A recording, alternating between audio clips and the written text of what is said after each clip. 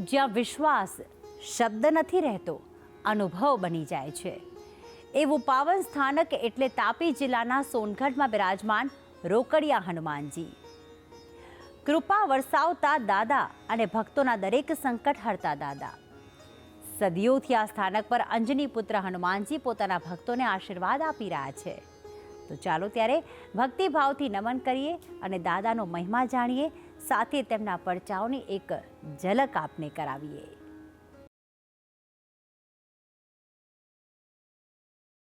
વડના તોતિંગ વૃક્ષના થડમાં સ્વયંભૂ બિરાજેલા હનુમાનજીનું આ મંદિર કહેવાય છે કે 250 વર્ષથી પણ જૂનું છે.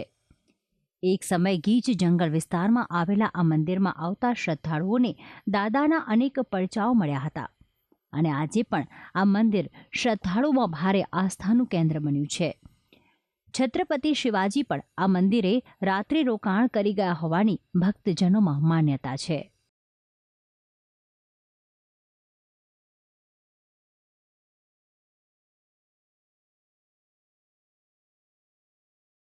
ધરતી પર અમરત્વને પામેલા 7 ચિરંજીવીઓમાં હનુમાનજીનું એક વિશેષ સ્થાન છે.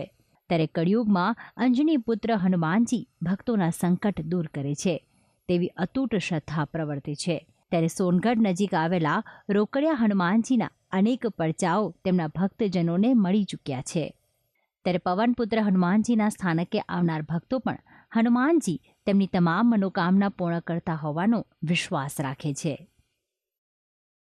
આ રોકડિયા હનુમાન દાદાનું મંદિર કાયમ રોકડો જ જવાબ આપે છે અને શ્રદ્ધાળુઓની કાયમને માટે અહીંયા ભીડ જોવા મળે છે. હું પણ પૂરી શ્રદ્ધાથી દર શનિવારે તો નહીં પણ વર્ષમાં ઘણા દિવસો અહીંયા પગે લાગવા માટે આવું છું અને સોનગઢ આવું તો અવશ્ય રોકડિયા હનુમાન દાદાના મંદિરે આવીને રોકડો જવાબ લઈને જ જાઉં છું.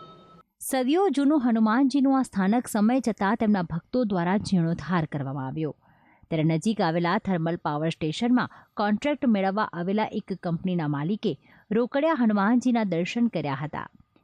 જોકે તેમને લાગતું હતું કે તેમને કોન્ટ્રાક્ટ મળવાનો નથી, પરંતુ તેઓએ હનુમાનજી સામે બાધા રાખી કે જો આ કોન્ટ્રાક્ટ તેમને મળી જશે તો તેઓ અહીં મંદિરનું નિર્માણ કરશે. ત્યારે 1971માં મંદિરનો ફરી જીર્ણોદ્ધાર થયો.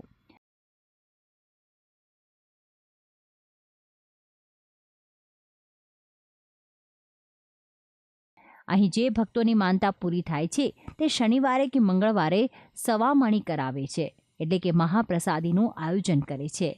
ત્યારે દર વર્ષે હનુમાન જયંતિના દિવસે ભક્તો માટે ખાસ ભંડારાનું પણ આયોજન કરવામાં આવે છે. હું નાનેથી આ મંદિરે આવું છું. મારા મમ્મી પપ્પા લાવતા હતા. પછી હું મોટી થઈ પછી હું ઉકાઈથી અહીંયા ચાલતી આવતી હતી આ મંદિરે દર શનિવારે. અને એટલી બધી શ્રદ્ધા છે અહીંયા. હવે જ્યારથી આ મંદિર આટલું બધું ડેવલપ થયું છે, પહેલાં તો કશું જ નહોતું.